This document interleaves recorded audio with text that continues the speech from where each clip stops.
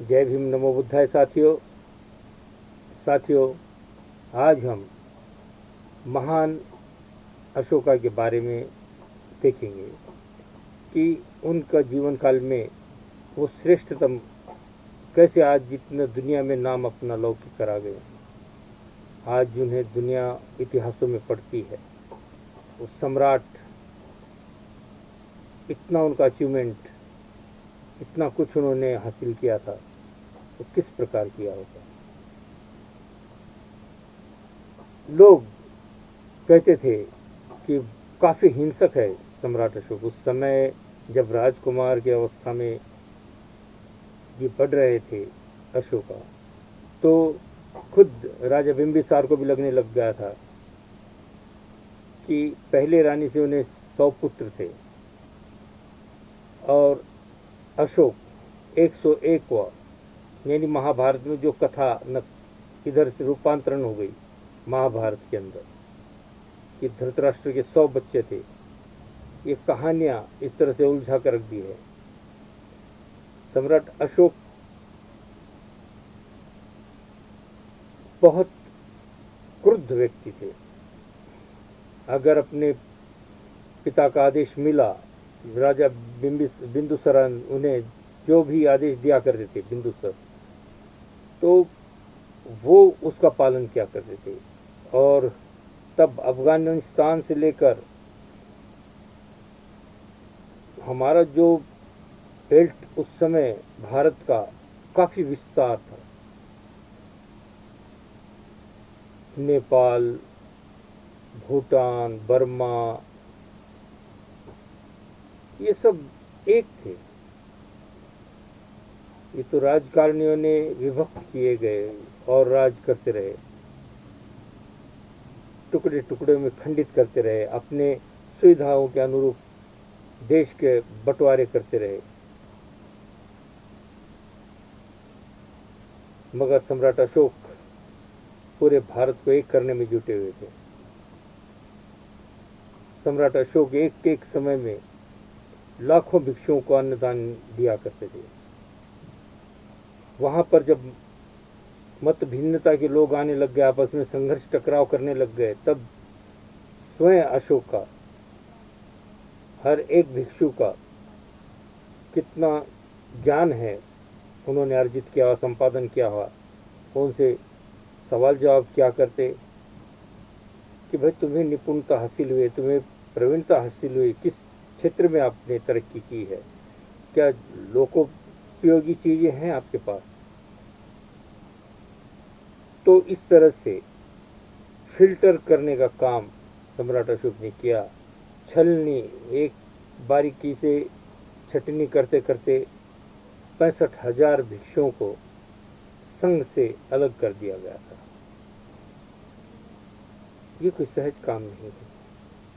अपने दिमाग की कसौटी पर नाप तोल कर जो व्यक्ति कदम उठाता है, वो श्रेष्ठ कदम होता है। जब इनकी परीक्षाओं में लोग खरे उतरे, तब इन्होंने एक बार सभी भिक्षुओं की परीक्षा लेने के लिए सवाल किया कि आप भगवान बुद्ध के कितने उपदेश जानते हैं। वो कहने लग गए कि 84,000। सम्राट अशोक के पुत्र महिंद के गुरु थे टिष्य, जो मोगलान के पुत्र थे। वहाँ पर जो सभा सम्मेलन हुआ करते थे, चर्चाएं हुआ करती थी, संगोष्ठियाँ हुआ करती थी धम्म के ऊपर, तो जब टिष्य से सवाल किया गया तो उन्होंने बताया कि 84,000 उपदेश भगवान बुद्ध के हैं। तो उन्हें 84,000 विहारों का निर्माण कर, स्तूपों का निर्माण कर, सम्राट अशोका ने पाली भाषा के अंदर इन उपदेशों को ताम्रपत्र पे, तलम पत्र पे उकेर कर धम्म का प्रचार प्रसार किया। उसमें उन्होंने अपने दोनों बच्चों का,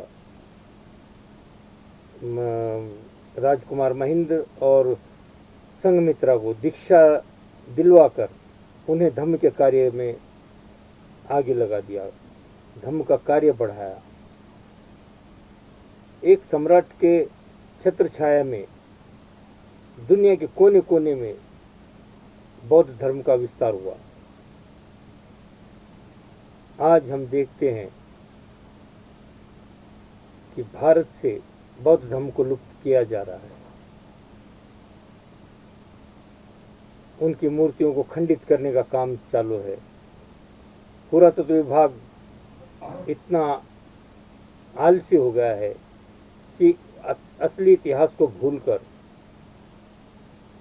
वहाँ पर देवी देवताओं के नए नए आडंबर ढोंग ढकोसले रचते जा रहे हैं। जिन पांडवों का जिन लेनियों से, जिन गुफाओं से कोई संबंध नहीं है, वहाँ पर पांडु लेनी, कारले लेनी, भाजी लेनी, इस प्रकार के सस्ते गाजर मूली तैयार कर दी इन लोगों ने। जिन्हें इतिहास की ABCD नहीं मालूम, ऐसे इतिहासकारों को वहाँ पर नियुक्त करके क्या फ़ायदा हो। तो सरकार को चाहिए कि अच्छे लोगों को नियुक्ति दे वहाँ पर, तो इन बौद्ध स्थलों को विकसित किया जाए, पर्यटन को बढ़ावा दिया जाए। इस दिशा में हमारा काम होना चाहिए। भारत देश के अंदर बौद्ध धर्म की बातों को ख़त्म किया जा रहा है। पुरातत्व विभाग ने इवन अयोध्या में आकर देखने की भी जोखिम नहीं की। जो कोर्ट ने डिसीजन दे दिया वो मान्य कर लिया गया। वहाँ पुरातत्व विभाग का भी कुछ विचार विमर्श लेना चाहिए था। हम इतने मूड हो गए हैं, न आंदोलन होते हैं न विरोध होता है, सब कुछ खत्म हो गया है। विचारों को खत्म करने का काम चालू है। और आगे तानाशाही भी आ सकती है इस देश के अंदर, मोनोपोली हो सकती है। हमें चाहिए कि हम लोग भी जागरूक हों, अपने हक अधिकारों का हम हनन न होने दें। तो सम्राट अशोका के विषय में बोलते बोलते हम ये देख रहे थे कि सम्राट अशोका की जो पत्नी थी रानी विदिशा, वो धार्मिक प्रवृत्ति की महिला थी। उन्होंने हमेशा अशोका को ये बातें समझाई कि मुझे हिंसा बिल्कुल नहीं भाती है। और सम्राट अशोक तलवार की भाषा जाना करते थे, लेकिन जब उन्होंने राज सत्ता हासिल करने के लिए अपने भाइयों का वध किया, वध करने के बाद जब उन्होंने वो मंजर देखा अपनी आंखों से, तब पश्चाताप से उन्होंने वो रणभूमि में कलिंगा के युद्ध में अपनी तलवार फेंक दी और बौद्ध धर्म के विस्तार के लिए उन्होंने पूरा जीवन समर्पण कर दिया। बौद्ध धर्म मौलिक बातें सिखाया करती है। 5 सील इतने महत्वपूर्ण हैं, बड़े बड़े पोथे पुराण नहीं हैं। भगवान बुद्ध ने कोई बड़ी बड़ी ग्रंथ नहीं लिखे, ये तो लोगों ने सहज के रखा है उनकी विचारधारा को। केवल हम 5 सील देखें तो हमारा जीवन बदल जाता है। पहला सील है कि हिंसा नहीं करना है। हम लोगों को कोशिश ये करनी है कि हमारे नेत्रों से, हमारी वाणी से, हमारे शरीर के किसी हिस्से से किसी को चोट नहीं पहुंचानी है। हिंसा नहीं करने का उसमें उपदेश है। हम तथागत की मूर्ति के समक्ष में वचनबद्ध होते हैं कि हम ये पाप कर्म नहीं करेंगे। कौन सा पाप कर्म? कि हिंसा, चाहे वाणी से हो, नेत्रों से हो या किसी शरीर के हिस्से से हो, हम कदापि नहीं करेंगे। दूसरा शीलाचरण है कि हम बिना दिया हुआ कोई दान वस्तु ग्रहण नहीं करेंगे। अगर कोई चीज़ दी जाती है और वो हमें अच्छी लगती है और हमने वो ग्रहण की है, वो बात और होती है। बिना दिए हुए किसी की भी चीज़ हम ले लेते हैं तो वो एक किस्म की चोरी है जो हमें नहीं करनी है, क्योंकि वो भी एक का पाप कर्म है। तीसरा जो शील आचरण है वो ये है कि तीसरा शीलाचरण यह है कि हम अपने आँखों से जो देखते हैं और ये हमसे जो षड कर्म करवाती हैं, ये जो गंदा नीच चित्त को मैला करने वाले विचार यहाँ से पैदा होते हैं आँखों के देखने से, ये न हो, इनसे बचने के लिए हमें उपाय योजना करनी होती है। हम तथागत के समक्ष में यही वचनबद्ध होते हैं कि हम काम वासना को अपने अंदर घर न करने दें, अपने चित्त में ऐसे किसी विचार को न आने दें कि जिससे हमसे बुराई घटित हो। चौथा कि हम किसी को भी गलत न बोले, मुख है तो मुख से अच्छी वाणी बोले, झूठ न बोलें, झूठ बोलना भी एक पाप कर्म है।